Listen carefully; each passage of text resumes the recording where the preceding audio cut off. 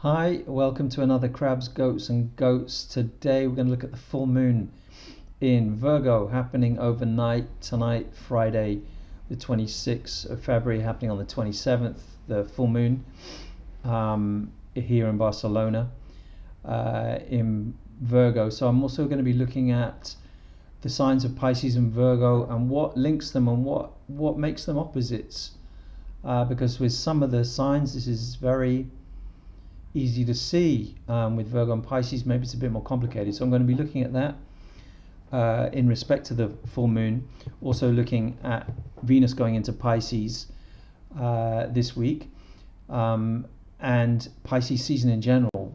Let's look at let's also in this one look at a couple of charts of singers. I'm going to look at the charts of Erykah Badu, whose birthday is today the 26th of February, and Nina Simone, two Pisces singers, very, very Pisces, but also different. And we're going to look at their charts and see what makes one Pisces different to another. And it's a nice way to examine that by looking at two such magnificent singers as they are. Okay, so let's go first of all and look at the chart for tomorrow's full moon. Say about this full moon is pretty friendly. And it could be quite a nice one, especially if you have water in your chart dominant, maybe the sun in Pisces, Cancer or Scorpio. This is a full moon which can feel more open, and it can feel more trusting. And this effect of Venus into Pisces of trust and warmth has come in the last few days, and with the full moon there is something coming from underneath the surface where a relationship is bonded better. Especially if you have earth or water signs strong, and it could be that certain relationships, there's something coming to the surface which has needed to come to the surface in a positive way. So I'd say pretty much for most people this full moon it looks pretty positive to me. There isn't too much going on here that is challenging this. So if you have, well, first of all you need to check where the moon and where Virgo is in your chart and where Pisces is in your chart, and that's principally the areas where this can bring something forward for you,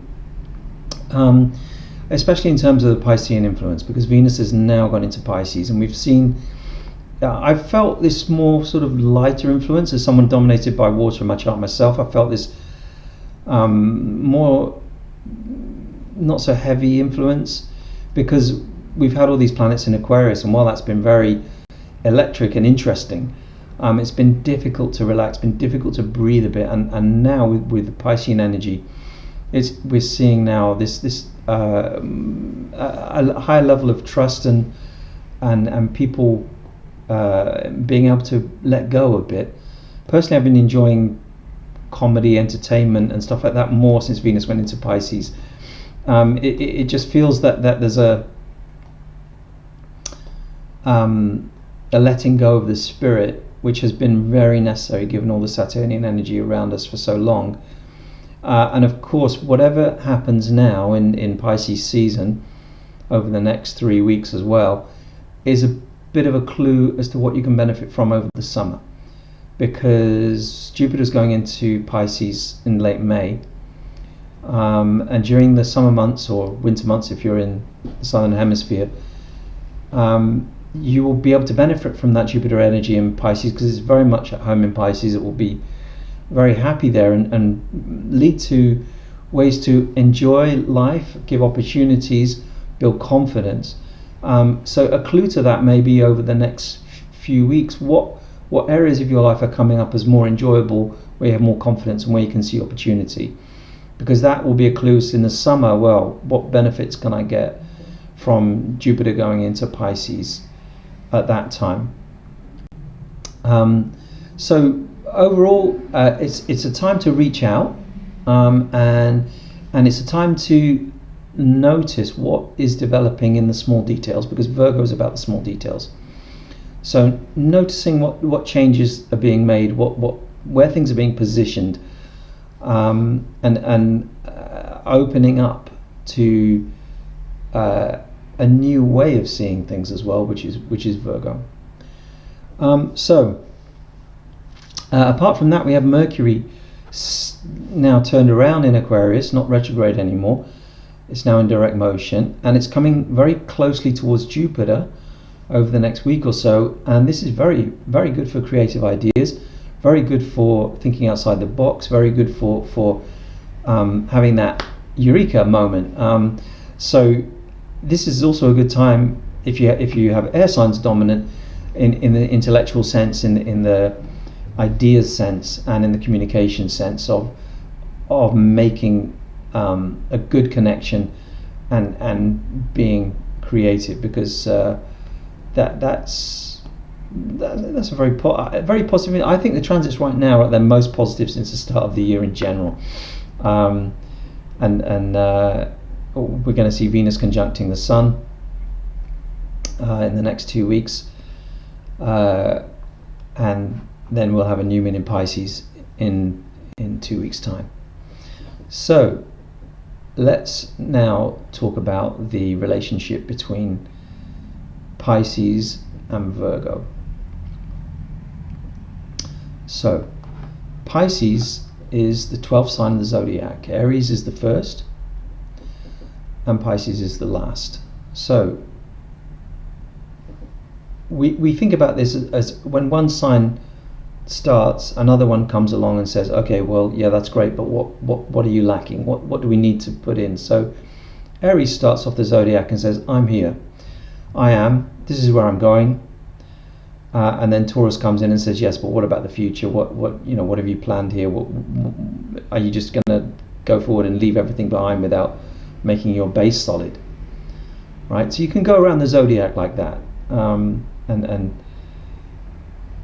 see where the next sign is trying to make up for the shortcomings of the previous sign. So Aquarius is all about energy to do with thinking and communicating and connecting on a wider level, but it's principally intellectual energy. It's principally energy that is mental. It's not an emotional sign. And Pisces comes along and says, where is the love? And in the same way that Aquarius wants to connect and on a wider level, Pisces wants to love on a wider level. It wants to love everyone in a sense. And this is where the reputation of Pisces as being charitable, idealistic, and inspirational, this is where it comes from. Now, how does that connect to Virgo? Because with each pair of opposite signs in the zodiac, you can see a clear relationship between the two. So Aries, as I said, is I'm here, I'm going in this direction. Libra is opposite Aries, and it says, well, what does the other person want?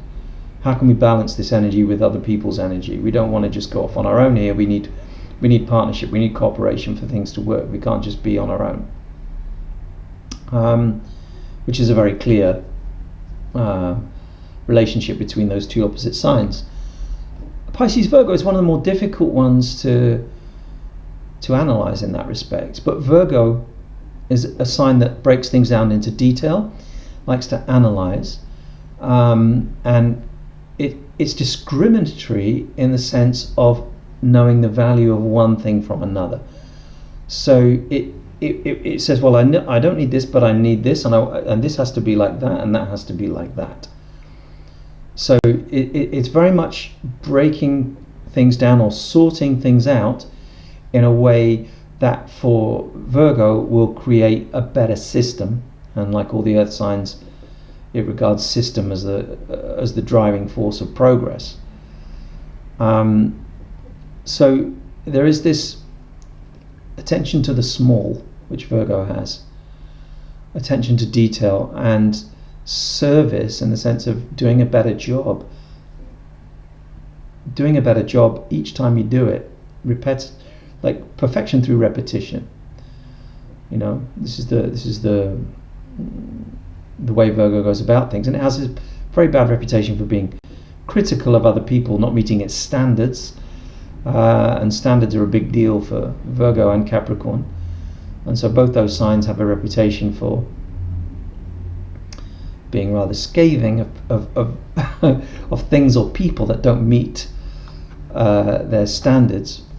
But Virgo is the biggest critic Virgo can be of itself, because it's always trying to refine and perfect what it does and make it better. Now, opposite Pisces, Pisces is not going to criticize other people for not meeting its standards. It's rather just going to disappear. It's not going to waste time on being around those people and trying to improve what they do. It's rather going to do something else, actually, altogether. And it will project a universal care. It will project a love towards everybody, seemingly, although of course water signs have strong loves and they have strong hates, and Pisces is no different to the other two water signs in that respect. It will not give energy at all when it doesn't feel that energy is being received, but it's a very trusting sign. It's a very open sign. It will give when not asked for. It will give unconditionally, and for Pisces that's an enjoyment. For Pisces it's something that makes their day, is to give, to feel that they can help someone. It makes them happy. So opposite to Virgo, it's the small against the universal in a sense. But Pisces also serves in a way, like Virgo serves in a way, because it gives. So there's with both the signs, they don't operate individually without caring about how their actions are fitting in with other people's actions. They very much both see themselves as part of a wider scheme. Virgo on a practical level and Pisces on a relationship level. And I think out of all the 12 signs, if you think about that person you know as a Sun Pisces or dominant Pisces in their chart, and you've had a close relationship with that person no longer is with you for whatever reason, that's the one you miss. Not necessarily in a sad way, but that's the one that you can feel more strongly, because that person, Pisces, gets other people. You know, it makes you feel like you're completely understood. So the empathy side of the sign, I've barely experienced any Piscean suns that didn't have that about them, somehow. And of course we are socialized in ways that sometimes stop us from displaying as much emotion as we are carrying, and Pisces again is no exception there. Sometimes Pisces people are a lot more emotional than they let on, and they've learnt not to be vulnerable, because it's a sign that can get into scrapes when it trusts the wrong people, and Pisces prefers to live in its feelings, so uncomfortable facts are not always dealt with, really, depending. But yeah, and at the moment we have Neptune in the sign of Pisces, so we're going through a period where fantasy is everywhere, and fantasy is attractive. Since Neptune came into Pisces, we've seen TV series become, the a huge thing in our lives. They were around before, but now they're very much almost the first topic of conversation among people that want to get to know each other. What TV series do you like? It used to be what music do you like? Now it's perhaps more about that when people are connecting. It's I wouldn't say it's replaced music, but if I think to 20 years ago, 25 years ago, somebody's more likely to be talking about their taste in TV series now than taste in music when they're first connecting with someone. But maybe that's just me. I don't know. Of course, for me, music's always more important, but which brings us on to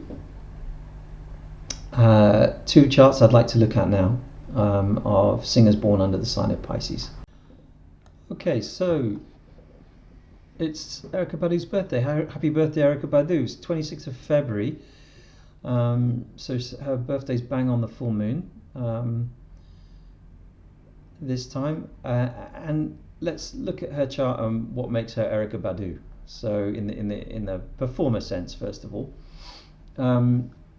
So she really captures the floaty Pisces energy. They kind of let's go off into space and dream. This is her voice, and her music very much takes you to another world, kind of dream world, which is capturing this Pisces energy. But you'll see that she has Sagittarius rising, and Neptune is on the ascendant. So this is really beautiful. She's got Neptune and Jupiter bang on the ascendant in Sagittarius. And I can't imagine what this growing up with this image, with this energy is like, because my chart is completely the opposite. But like Jupiter and Neptune on the ascendant means you're going to try anything and go anywhere in Sagittarius. You're going to allow any influence in that can possibly make your life better. And you can't be bored. Yeah? Mars in Sagittarius, Sun and Moon in Pisces. There's a need to belong to a journey. Yeah? Both these signs, Sagittarius and Pisces, are about a journey. Pisces is a journey, a consciousness journey into a different world, a better world, and Sagittarius is the journey of learning and the journey of traveling and the journey of life experience. So she's somebody who constantly loves to learn about all kinds of things, and we've seen that she's very much into spiritual stuff, which is no surprise with this combination. And she's very much into ideas and message in terms of how she projects her work, and she likes to think big. And this is very much very interestingly, Mercury is just about to change signs here into Pisces, and if you'd been born half an hour later, it would have been in Pisces. So Mercury's right at the end of Aquarius there, which gives her quite a sharp mind, which definitely helps this chart in the sense that she doesn't get too carried away with all those big ideas, which is the Sagittarius Pisces energy. Interestingly, Jupiter's going to go into Pisces in May, and this full moon we might see her or her family, because fourth house is family. We might see something to do with her family life, or herself coming more into the coming forward this weekend. But then also in the summer months this year, these could be very interesting months for her, because Jupiter will go very close to her Sun in Pisces for a couple of months, and then in 2022 she'll have Jupiter in Pisces in the first half of the year at least, 9 months of the year. So this is kind of building up to a more interesting time for her, and you may be seeing more of her in 2022, but also perhaps between June and August of this year. So it's a little bit escapist. Neptune here on the ascendant loves to escape. The Sun is square Neptune, So the self and self-image is affected by Neptune in this respect, of how we project ourselves and who we are, and the relationship between that, not always clear. But at the same time, it's extremely creative as a chart. Now, I like to think sun signs are very important. This is something, even as an astrologer working with birth charts for a long time, I still think sun signs are very important, and you can see the connection, the Pisces energy in her chart, and you can also see it in the chart of Nina Simone. Now, Nina Simone as a character is very different, or the character we see, at least. We don't know these people personally. The character we experience through, obviously, in the Nina Simone, through television clips that you might see of her, it's a very different type of energy to Erykah Badu. Now, she has Aquarius rising. She has a Saturn ruled sign as her ascendant sign, and she has Saturn on the ascendant. So whereas Erykah has ascendant in Sagittarius and Jupiter on the ascendant, ruling the ascendant, Nina Simone has Saturn on the ascendant, ruling the ascendant. And you can see from what you read about her, and there's some quite a lot of stuff written in documentaries about her, she's often represented as somebody who carried the weight of the world on her shoulders, and someone who didn't get the breaks, actually. That's the way she's portrayed. You know, someone whose music was, like many artists from the 60s and 70s, who didn't make a very fair percentage out of her music, and that applies to so many people in the music industry. But in her case, it's something that's written into her folklore, is that she was ripped off, in the sense of how contracts were written and what money she made out of her very popular music. So there's a certain Saturnian bad luck idea around her, and her personality was very serious. You know, she carried herself in a way that she didn't want to be misunderstood, and she wanted to make her point. Very involved with the civil rights movement in the 60s. You know, the Aquarian idea of rebelling against authority when authority is unfair. You know, so this is a very interesting example of how the energy of Pisces, or the energy of a sun sign, how it works within the framework of the chart as a whole. So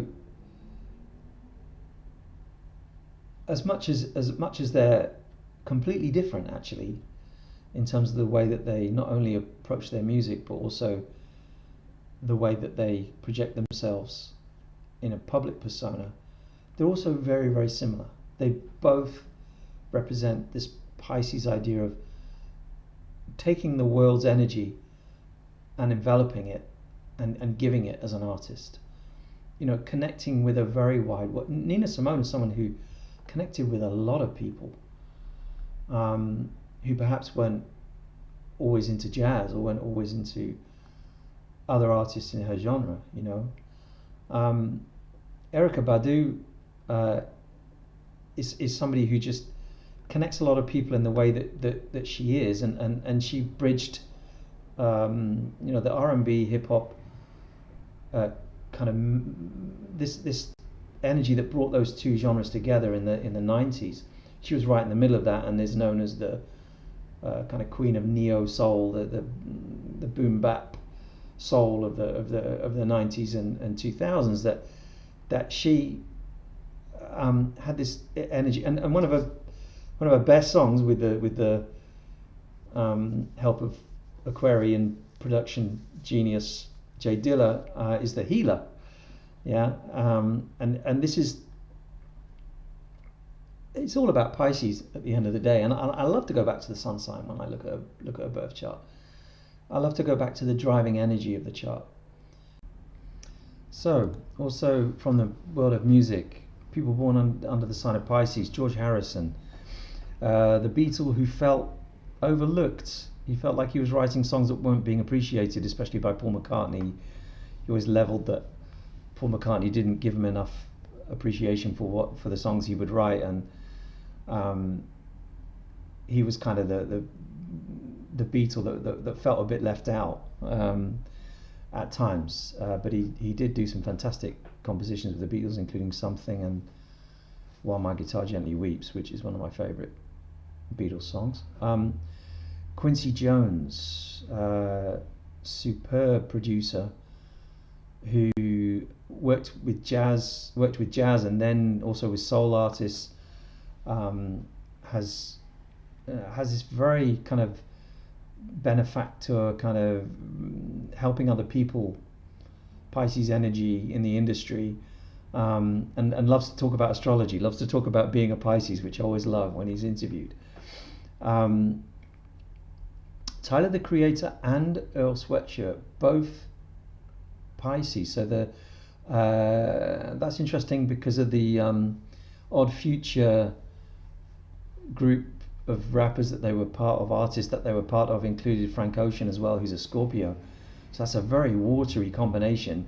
And then Sid the Kid she's Taurus. So like it's interesting, that group they're obviously very tight together. So there's that strong relationship bond between them. Method Man's a Pisces from the Wu-Tang Clan and his solo stuff, and he's also somebody who projects a lot of feeling, and he seems to be very real. You don't get the sense with any of the Wu-Tang Clan that they were trying to be somebody they weren't. And they're all earth and water signs, all of them. Not quite all of them, but I think the 6 principal members who are best known are all earth and water signs. In fact, all the earth and water signs are represented within the Wu-Tang Clan by their sun sign. Kurt Cobain referred to being a Pisces, referred to himself as being a Pisces quite tragically in his suicide notes. We obviously regarded this as something in his character, and obviously was a strongly emotional person. Rick Rubin, another great producer, worked with hip hop artists and has given a lot back to the music.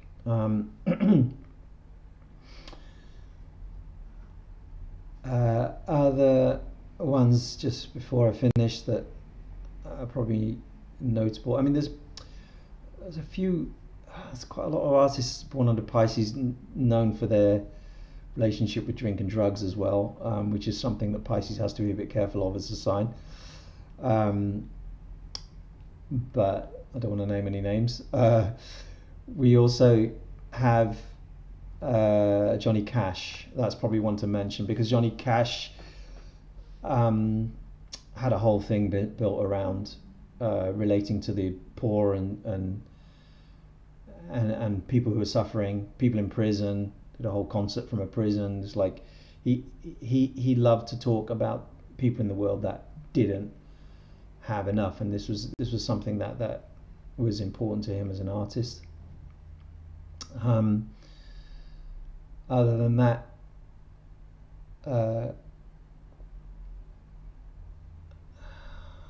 that's all I'm gonna mention with regards to the sign, but there's obviously plenty of other names in there that represent something about the sign of Pisces in themselves. So happy Pisces season. Go well. I've done it a bit differently again today. I hope you staying with me. And a couple of weeks I'll be back doing something around the new moon time. Whether it's about the new moon specifically or not, there's another matter, but I'll see you again in 2 weeks time. Thanks for watching. Bye bye.